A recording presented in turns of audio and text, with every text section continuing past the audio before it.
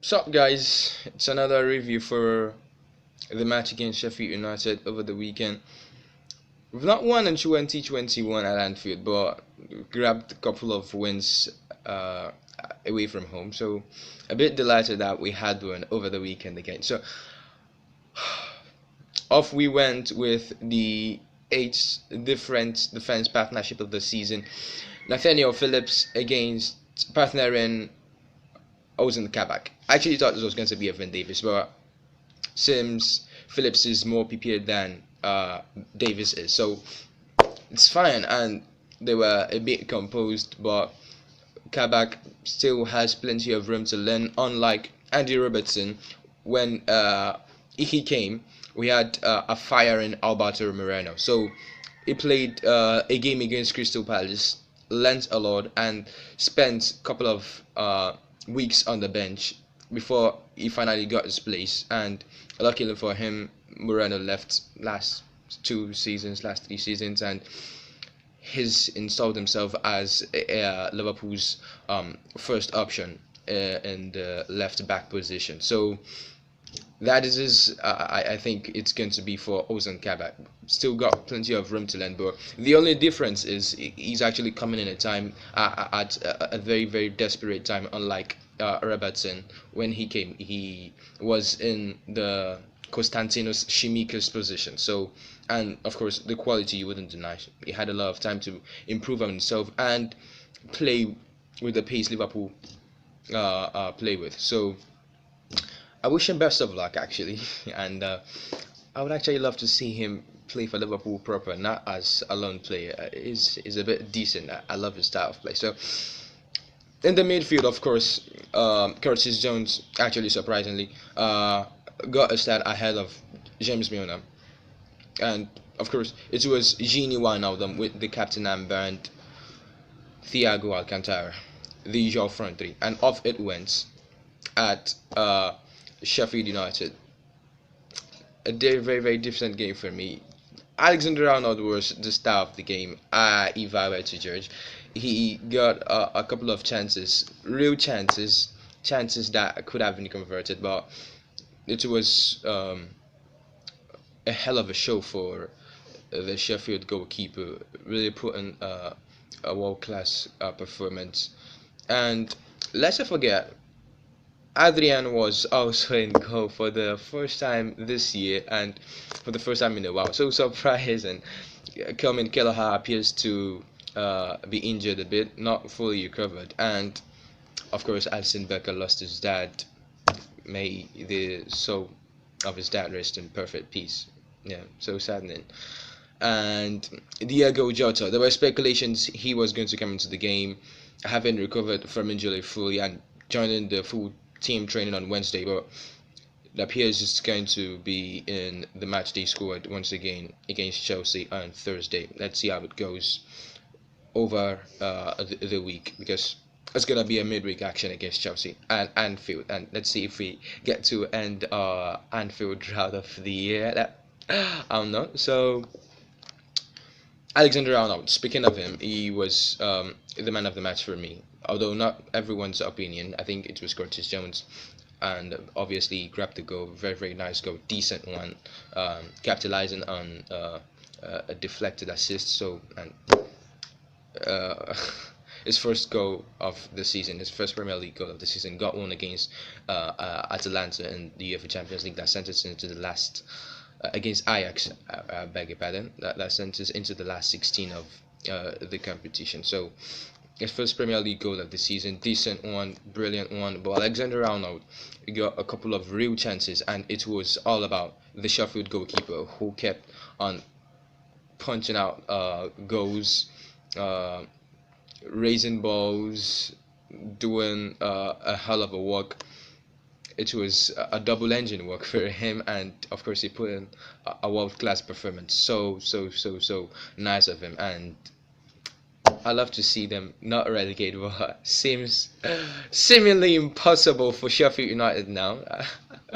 Let's see how it goes to the Premier League, of course, as always, and it's always intense when it comes down to the relegation battle. We're not in here for that. So Thiago Alcantara got a chance and could have converted, but of course couldn't. And still similarly surprising that he hasn't got a goal and an assist for Liverpool. Let's hope when the full team is back, he finds his range and all of that.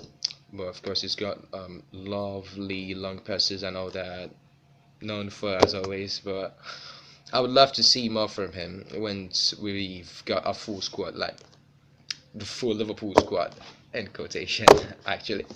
So, Roberto Firmino, again, another player that hasn't been up to per right from the start of the season. Just don't know what happened. Just don't know what happened. He doesn't seem to be himself. Could have got more, but at least he got one, and it was actually saving grace. A very very nice one for me. And Ozan Kabak um, slipped twice. Like he almost cost us the match on two occasions. Seems I've talked about him. Still got a lot of time to learn. He's still very very very very young and 20 years of age, I guess. Coming from a relegation threatened team in the Bundesliga, Schalke 04, and you having to play with that champions mentality, not necessarily the champions mentality right now, but a top four contender mentality, a Champions League contender mentality. So the tempo is different, the style of play is different, the game control is totally different. So we don't play defensive Liverpool. We play attacking football, and it's always the long passes, the creativity from the right backs most of the time, and all of that. The tempo of the game, I think he still has to work on that, and with time, I think he fits into the team. Let's say and hope before VVD comes. Can't wait for the big V to take his place as normal. We're suffering from that, and not really, not much to talk about. Sadio Mane, of course, puts in a decent performance as always. Gino Wijnaldum dictated pretty well, and Curtis Jones was decent. Was just decent. He was really really fine. And as for me, I still pick Trent Alexander-Arnold. He was those chances were so close, and if they had gone in, it would have been a hell of a goal. But it's all fine. We got a 2-0 win, and we move into the Chelsea game with a little bit of something, a little bit of smile in our faces. Not full because we're going for an all-out win against Chelsea, the first win at Anfield. I hope to come back here and celebrate that. It's gonna be a pop, and well, of course. Another thing is um, the attacking options that Jurgen Klopp might want to go for in the Chelsea game. Divock Origi, I would pick him over Roberto Firmino if we are to go for Chelsea. And considering that Diego Jota might be back, so it might just be a Mane Jota for Mo Salah. Or, of course, that's still the best option. That's the best option. But let's say Jota doesn't make the match squad or it doesn't make the starting lineup. I would like to see a Divock Origi get another starting chance. I still believe there's more to Origi than just debunking him and thinking he's done with his career and all that.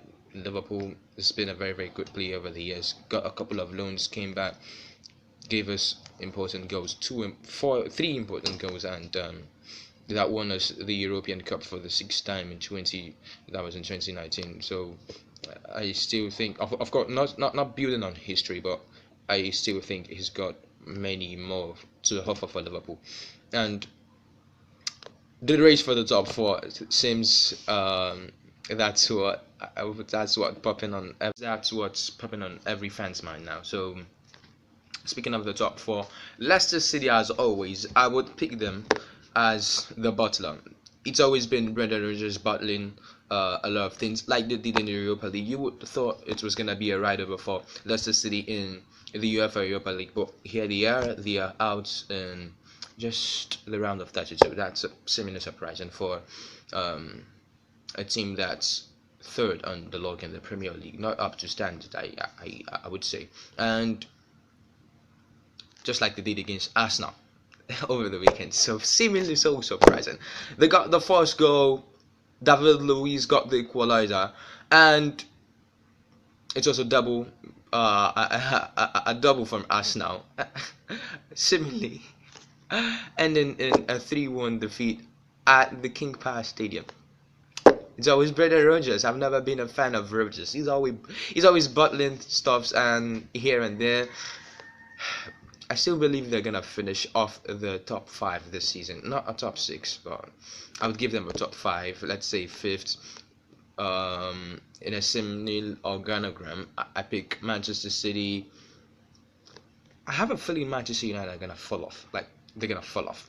So Manchester City, Liverpool, Manchester United, and Chelsea. Yeah, Thomas Tuchel is doing a great work, but it's not gonna earn him a place over Liverpool. I'm pretty sure. Chelsea 4th. Let's say Leicester, a bit consistent. Leicester City 5th, and West Ham. They're really doing good with DM, the man David Moyes, but 6th, and they get to play in Europe for the first time in how many years? I hope. That's my prediction for the first 6. So, and seems the title race is almost done and dusted now. Manchester City dismantling teams week in, week out, firing all out cylinders. Kevin De Bruyne coming in to grab an assist against West Ham. He's always known for that. It's the quality. When David Silva left, I actually thought this was going to be a hell for City, but Guardiola is always equal man, and he's done it again. Manchester City might be champions, and they might not be. It is the Premier League, of course. So let's see how it goes in the game against Chelsea. And my lineup, it's gonna be Kelvin Kelleher, or no, I don't hope to see Alisson against Chelsea yet. So Kelvin Kelleher, I hope. Nathaniel Phillips, Ozan Kabak, Alexander Arnold, Andy Robertson. And I wish Konstantinos Tsimikas could just get a few minutes of that Chelsea game later on, maybe the 75th, 76th minute, you understand? And the midfield, Thiago Alcantara, Gini Wijnaldum, and Oxlade-Chamberlain. Pretty odd. Oxlade-Chamberlain is more of an attacking player, and I wouldn't want the coach to sit back. And of course, Curtis Jones could actually come in for Oxlade-Chamberlain. Otherwise, the front 3, there should be a shake-up this time around. It should be Mane, Jota, or Origi. That's if Jota's not around, if it's not making the match day squad, and Mo Salah. But Roberto Firmino gets to come in after 60 minutes of play. For the out lineup, let me know what you think in the comment section, and I'll catch you in the game. Should we? I'll catch you in the next review. Peace.